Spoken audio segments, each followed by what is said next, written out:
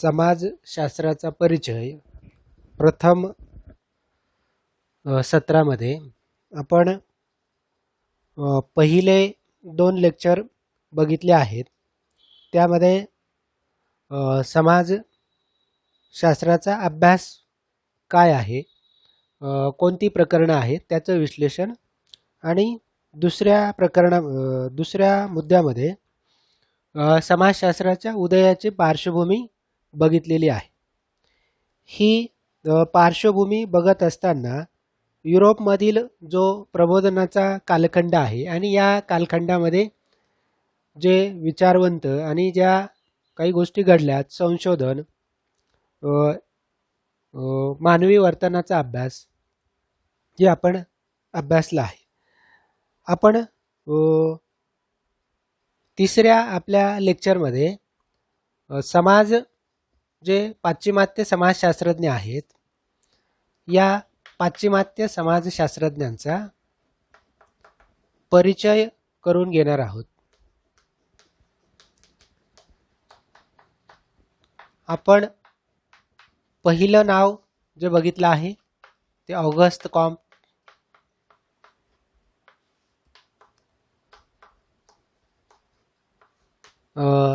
यांचा समाजशास्त्राचा जनक, father of sociology असं म्हटलं जातं.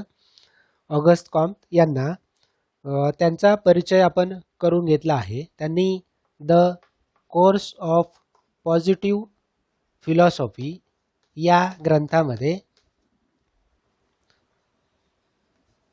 सर्वप्रथम समाजशास्त्र हे नाव वापरलेलं आहे. The course of positive philosophy.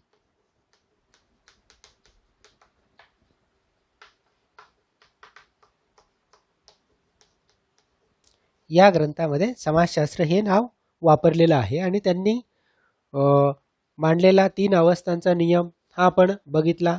त्यानंतर त्यांनी मांडलेली सामाजिक गतिशीलता आणि सामाजिक स्थितिशीलतेचा सिद्धांत. समाजाचा अभ्यास करताना सामाजिक भौतिक शास्त्रांप्रमाणे तो अभ्यास केला जावा. त्यांचं हे योगदान अतिशय महत्त्वाचं असं आहे.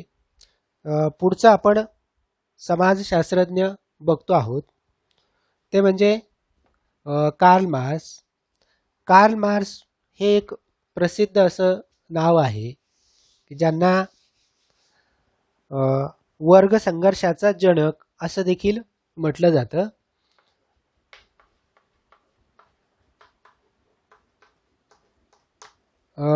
यांचा कालखंड साधारणपणे 1818 ते 1883 असं आहे.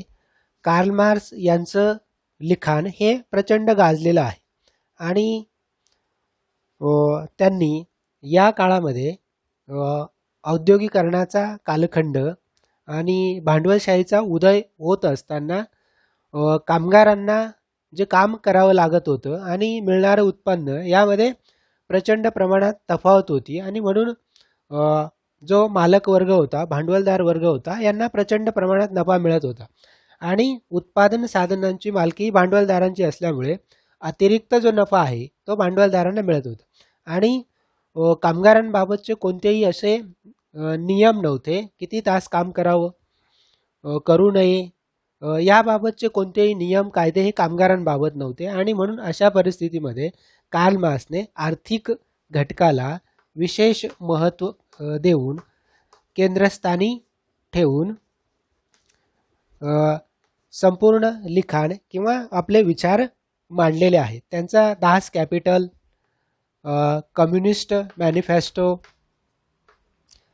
हे जे ग्रंथ आहेत, लिखाण आहे, ते अतिशय जहालवादी आहे. कम्युनिस्ट मॅनिफेस्टो,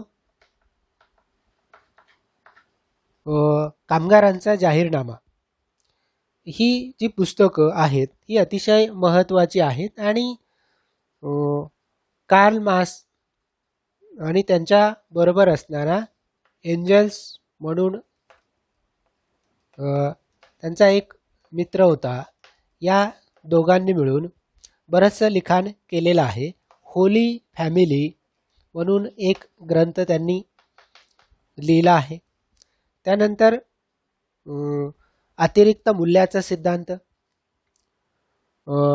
द्वंद्वात्मक वाद, ऐतिहासिक भौतिकवाद या प्रकारचं लिखाण हे कार्ल मार्क्स विशेष महत्त्वाचं आहे. दारिद्र्याचं तत्वज्ञान, हे जे लिखाण आहे कार्ल मार्क्सचं, या लिखाणावर पुढच्या बऱ्याचशा गोष्टी अवलंबून होत्या. याचा परिणाम कामगारांवर मोठ्या प्रमाणात झाला आणि जगातील कामगार जर एकत्र आले तर ही भांडवलशाही व्यवस्था जी आहे ती उलटवून टाकता येईल किंवा उत्पादनाची साधनं ही कामगारांच्या हातामध्ये घेता येतील, अशा स्वरूपाचे विचार हे कार्ल मार्क्सने मांडलेले आहेत. आजही काही संघटना, काही देश हे कार्ल मार्क्सच्या विचारांना प्रभावी मानतात. कामगार संघटनांमध्ये कार्ल मार्क्सचे विचार जास्त महत्त्वाचे मानले जातात. कार्ल मार्क्सचा विचार अधिक प्रभावीपणे का केला जातो? कारण त्यांनी जी वर्ग विभागणी, भांडवलदार आणि कामगार यांच्यातली जी विभागणी आणि ऐतिहासिक काळापासून ती विभागणीची मांडणी केली. युरोपमध्ये या काळामध्ये प्रचंड प्रमाणात उलथापालथ होत होती आणि अशा वेळी कामगारांचं प्रचंड प्रमाणात शोषण होत होतं. तेवढ्या प्रमाणात त्यांना वेतन, सोयीसुविधा दिल्या जात नव्हत्या आणि म्हणून भांडवलदार वर्गाने अतिरिक्त नफ्यातून ह्या सगळ्या गोष्टी कराव्यात, त्याबाबतच्या म्हणजे अपेक्षा कार्ल मार्क्सच्या होत्या. आणि प्रचंड प्रमाणात होणारं शोषण हे या काळामध्ये, सुरुवातीच्या भांडवलशाहीच्या उदयाच्या काळामध्ये होत होत्या आणि कार्ल मार्क्सने जे विचार मांडले ते अतिशय प्रभावी अशा स्वरूपाचे आहेत. आहेरे आणि नाहीरे असे दोन वर्ग मांडलेत की फक्त भांडवलदारांची सत्ता फक्त आर्थिक किंवा उत्पादन साधनांवर नसते, तर ती राजकीय, सामाजिक, आर्थिक, शैक्षणिक सर्वच पातळ्यांवर ही सत्ता भांडवलदारांची निर्माण होत असते. आणि भांडवलदार आणि कामगार यांच्यातील संबंध हे परस्पर विरोधी असतात असे कार्ल मार्क्स म्हणतो. परस्पर विरोधी कसे? तर भांडवलदारांना कामगारांकडून अधिक काम करून घ्यायचं असतं, तर कामगारांना कमीत कमी कामामध्ये अधिकाधिक पगार पाहिजे असतो. या ठिकाणी भांडवलदारांची संख्या कमी असते तर कामगारांची संख्या जास्त असते. म्हणून अशा वेळी जर संघर्ष झाला तर दोघांकडून विविध प्रकारची साधनं वापरली जातील. भांडवलदार कंपनी बंद करणं, कामावरून कामगारांना कमी करणं, राजकीय दबावाचा वापर करणं, तर कामगारांनी देखील संप करणे, दबाव आणणे, अशा स्वरूपाची साधनं आणि त्यातून विजय हा सर्वस्वी कामगारांची संख्या अधिक असल्यामुळे कामगारांचा होईल. आणि जी साधन संपत्तीची मालकी आहे ती सर्वांची आहे. निसर्गामध्ये विशिष्ट जे लोक आहेत त्यांची मालकी असणं आणि बहुसंख्य लोकांची मालकी नसणं हे तत्व कार्ल मार्क्सला मान्य नव्हतं. आणि म्हणून जी साधन संपत्ती आहे या साधन संपत्तीचा वापर सर्व लोकांना व्हावा, तो सारख्या प्रमाणात असावा, या स्वरूपाचे विचार हे कार्ल मार्क्सने मांडलेले आहेत. पुढे जाऊन त्यांनी समाजवाद किंवा ज्याला शासन यंत्रणा जी आहे ही शासन यंत्रणाच नसणे, साम्यवाद, सोशलिझम ही एक पुढे संकल्पना मांडली आहे. कशा पद्धतीने कामगार आणि भांडवलदार यांच्यामध्ये संघर्ष होऊन कामगार हे विजयी होतील आणि संपूर्ण उत्पादन साधनांवर त्यांची मालकी असेल आणि त्यांचं संपूर्ण जीवन सुखी कसं होईल. नंतर जी राजकीय व्यवस्था आहे ही सुद्धा हळूहळू कशी नष्ट होत जाईल आणि समाजामध्ये वर्गविहीन असणारा समाज कसा निर्माण होईल, याबाबतचे विचार हे कार्ल मार्क्सचे आहेत.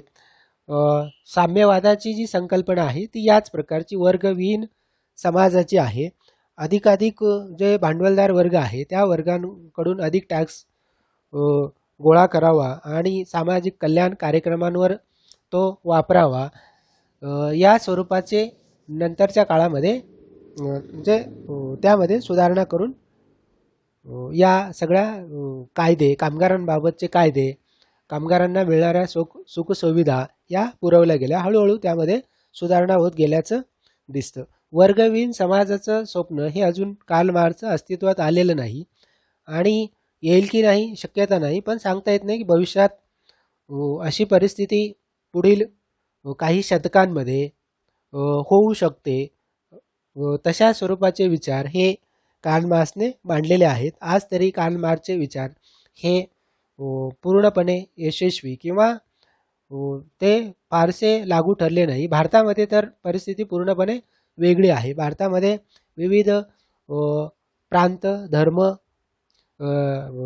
असल्यामुळे, विविध राज्य असल्यामुळे कामगारांमध्ये एकात्मता येणं, शिक्षणाचा अभाव, शेतीशी निगडितता ह्या सगळ्या गोष्टी असल्यामुळे इथे कामगार म्हणजे फारशी कामगार संघटना खूप मोठ्या प्रमाणात कार्य करू शकल्या नाहीत किंवा पुढे जाऊन त्यांना यशस्वीपणे राजकीय सत्ता आपल्या हातात घेता आलेली नाही.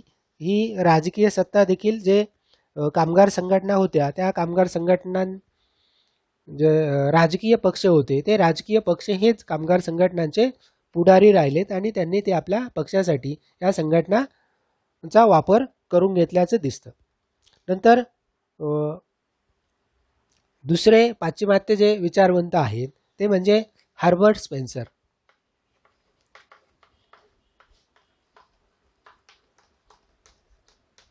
हर्बर्ट स्पेन्सर यांनी उत्क्रांतीवादाचा सिद्धांत मांडलेला आहे.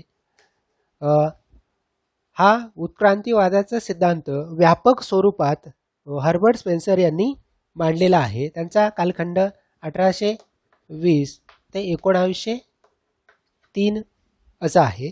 याच काळामध्ये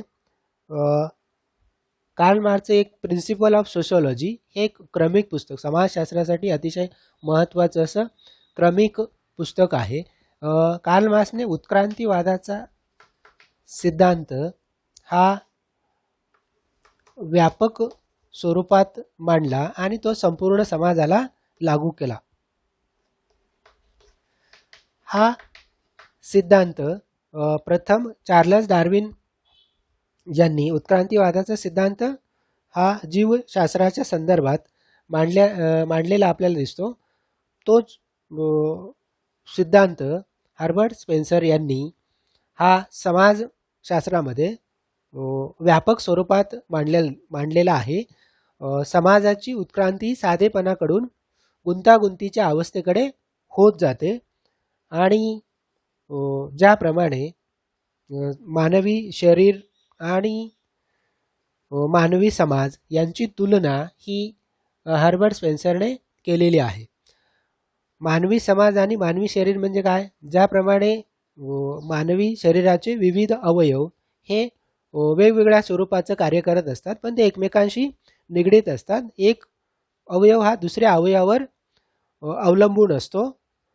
कार्य जरी वेगवेगळं असलं तरी एकमेकांवरती ते अवलंबून असतात. एखादा अवयव हा निकामी झाला म्हणून संपूर्ण शरीर काही निकामी होत नाही, त्याला दुखापत, त्याची कार्य करण्याची क्षमता कमी होते. त्याच पद्धतीने समाजामध्ये सुद्धा ज्या विविध सामाजिक संस्था आहेत या संस्था कार्य करत असताना त्या एकमेकांवर अवलंबून असतात आणि कुटुंब, अर्थ, धर्म, राज्य या संस्था एकमेकांवर अवलंबून असल्या तरी एकावर परिणाम झाला तर त्याचा परिणाम हा दुसऱ्या सामाजिक संस्थेवर होत असतो. म्हणजे दोघांची तुलना ही केलेली आहे. मानवी समाजाचं कार्य आणि मानवी शरीराचं कार्य हे तुलनात्मक पद्धतीने कसं एकमेकांसारखं आहे हे मांडण्याचा हर्बर्ट स्पेन्सरने म्हणजे हा सिद्धांत मांडलेला आहे. त्यानंतर एमिल डर्खाईम हा समाजशास्त्रज्ञ या ठिकाणी अभ्यासने महत्त्वाचा आहे. एमिल डर्खाईम ने आत्महत्येचा सिद्धांत मांडलेला आहे. नंतर श्रम विभागणीचा एक सिद्धांत मांडलेला आहे. हा श्रम विभागणीचा सिद्धांत आणि नंतर एक धर्माचा सिद्धांत हा देखील अतिशय महत्त्वाचा आहे. यामध्ये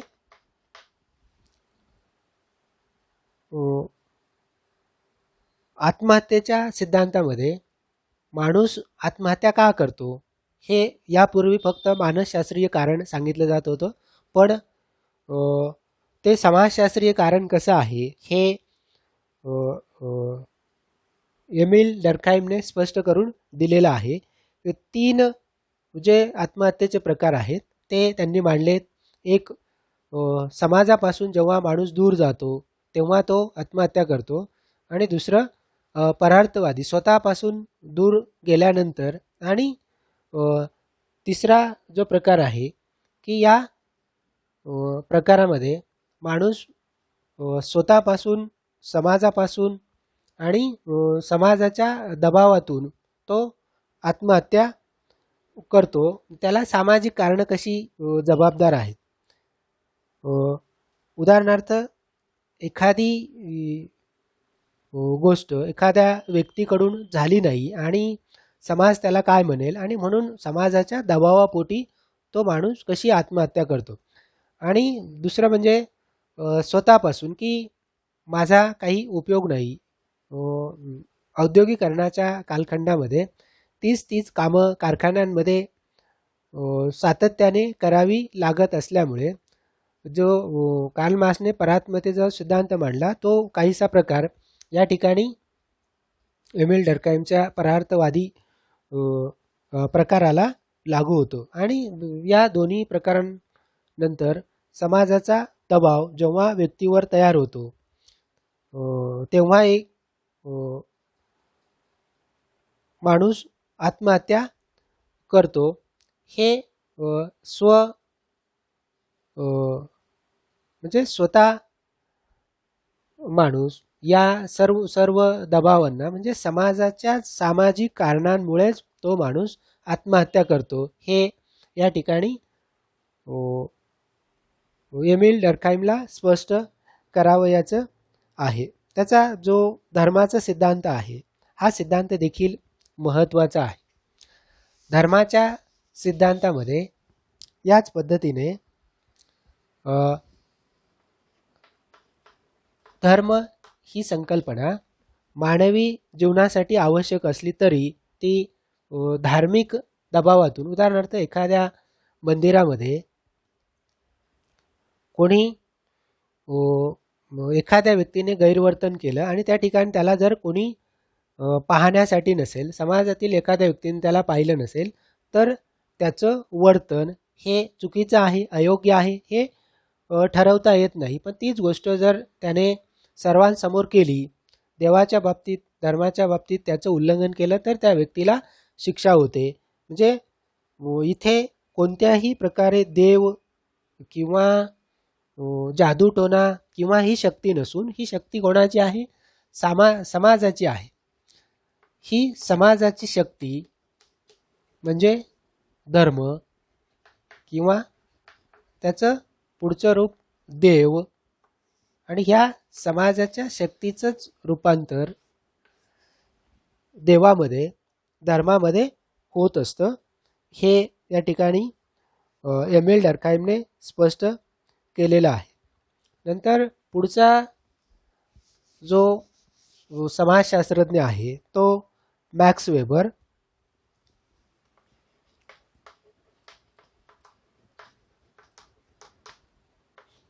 मॅक्स वेबरने देखील अतिशय महत्त्वाचं असं धर्माच्या बाबतीतला सिद्धांत मांडलेला आहे.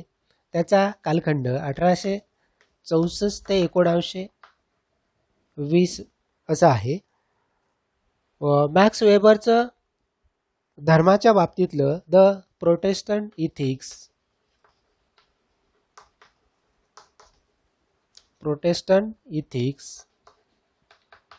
And spirit of capitalism spirit of capitalism. धर्माची मूलतत्व ही भांडवलशाहीला कशी पूरक आहेत, ही जी नीतितत्वे आहेत भांडवलशाहीसाठी कशी योग्य आणि अयोग्य, कोणत्या धर्माची ही तत्व आहेत की जी भांडवलशाहीसाठी पूरक ठरलेली आहेत. मॅक्स वेबरने 6 धर्मांचा अभ्यास केला. त्यामध्ये भारतातील बौद्ध, हिंदू, ख्रिश्चन, प्रोटेस्टंट आणि कॅथॉलिक हे 2 धर्म, नंतर चीनमधील कन्फ्युशियस धर्म, इस्लाम या धर्मांचा अभ्यास केला आणि त्यातून या धर्मांची कोणती जी मूल्य आहेत जी भांडवलशाहीला पूरक अशी ठरली, ज्यातून भांडवलवादाचा उदय झाला, कारखान्यांचा उदय झाला, त्यातून नवीन उत्पादन पद्धती अस्तित्वात आली. या सर्व धर्मांचा अभ्यास केला. त्यामध्ये जी तत्व आहेत, काही प्रमाणात बौद्ध धर्म हा विज्ञानवादी असल्याचं दिसलं, पण काही कालावधीनंतर त्यामध्येही देवत्व, धार्मिक प्रथा परंपरा याला महत्त्व आलं. हिंदू धर्मात कोणत्याही स्वरूपाची मूलतत्व धार्मिक दृष्टिकोनातून जी भांडवलशाहीला पूरक अशी दिसून आली नाही. कन्फ्युशियसमध्येही याच प्रकारची तत्व दिसली. नंतर इस्लाममध्ये सुद्धा, म्हणजे ठेविले अनंते तैसेची राहावे या प्रकारची वृत्ती या धर्मांमध्ये दिसून आली. आणि म्हणून मॅक्स वेबरने कॅथॉलिक आणि प्रोटेस्टंट या 2 धर्मांचा अभ्यास केला. ख्रिश्चन धर्मांचा, यापैकी प्रोटेस्टंट जो पंथ आहे या पंथामध्ये भांडवलशाहीला पूरक अशी तत्व मिळालीत की पैसे दिले तर त्याच्यावर व्याज घ्या, सतत काम करत राहा. या स्वरूपाचं तत्व हे या ठिकाणी दिसून आलं. सतत काम करणे हीच देवासाठी प्रार्थना आहे आणि सुट्टी घेऊ नका या प्रकारची जी तत्व होती, नवीन संशोधन करा, या प्रकारचं वेगवेगळ्या भूभागांमध्ये, भौगोलिक प्रदेशांमध्ये जा, या प्रकारचं तत्व हे प्रोटेस्टंट पंथाचं होतं. कॅथॉलिक पंथामध्ये मात्र या प्रकारची तत्व नव्हती आणि म्हणून धार्मिक जे तत्व आहेत ही तत्वसुद्धा भांडवलशाहीला किंवा भांडवलवादाच्या उदयासाठी महत्त्वाची आहेत, हे मॅक्स वेबरने सिद्ध केलं आहे. नंतर मॅक्स वेबरचा दुसरा एक महत्त्वाचा सिद्धांत आहे तो म्हणजे नोकरशाही. आणि नोकरशाही ही संकल्पना, त्याचं स्वरूप हे भांडवलशाहीच्या उदयाबरोबर निर्माण झालेलं आहे. मोठ्या प्रमाणात उत्पादन, त्याचं व्यवस्थापन, या सगळ्या प्रक्रिया नोकरशाहीकडूनच या पार पाडल्या जात होत्या. नवीन ही व्यवस्था नोकरशाहीची भांडवलशाहीच्या कालावधीमध्ये उदयास आली आणि नोकरशाही, त्याचे अधिकार, त्याचे प्रकार, नोकरशाहीची वैशिष्ट्ये, औद्योगिकरणाच्या प्रक्रियेतही आणि राजकीय व्यवस्थेत सुद्धा, आणि हीच पद्धत आजही, नोकरशाहीची पद्धत आजच सर्वच ठिकाणी वापरली जाते. कारण एवढ्या मोठे उत्पादन, त्याबरोबर राजकीय व्यवस्था, यासाठी नोकरशाही पद्धती हीच चांगली आणि ठरलेली आजच्या काळामध्ये तरी आहे. नंतर पुढचा जो समाजशास्त्रज्ञ आहे ज्याचं अतिशय महत्त्वाचं योगदान आहे ते म्हणजे जॉर्ज सिमेल यांनी स्वरूप प्रधान समाजशास्त्राची निर्मिती केली आहे. जॉर्ज सिमेल स्वरूप प्रधान समाजशास्त्र. स्वरूप प्रधान समाजशास्त्रामध्ये सामाजिक आंतरक्रियांची विविध रूपं ही कशी असतात आणि समाजशास्त्राचा अभ्यास करताना तो अधिक सूक्ष्म लेवलला मायक्रो लेवलला कसा करावा यासाठी जॉर्ज सिमेल हा प्रसिद्ध आहे. त्याचा कालावधी 1868 ते 1918 असा आहे. जॉर्ज सिमेलने फिलॉसॉफी ऑफ मनी पैशाचं तत्व हे मांडलेलं आहे. सूक्ष्म पातळीवरील विश्लेषण जॉर्ज सिमेलचं आपल्याला दिसतं. पुढचा एक विचारवंत आहे तो म्हणजे विल्फ्रेडो परेटो. विल्फ्रेडो परेटो याने अभिजन सिद्धांत मांडलेला आहे. श्रेष्ठ जनाचा सिद्धांत. हा अभिजन सिद्धांत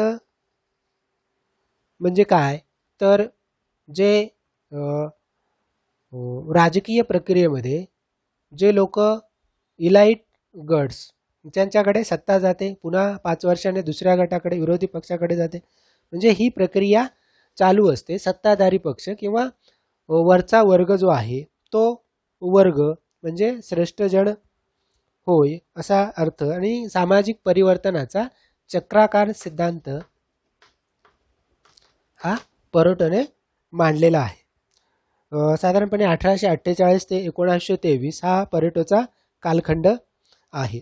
आता आपण बघणार आहोत जे हे जर्मन समाजशास्त्रज्ञ जवळपास सगळेच जर्मन समाजशास्त्रज्ञ आपण बघितलेत.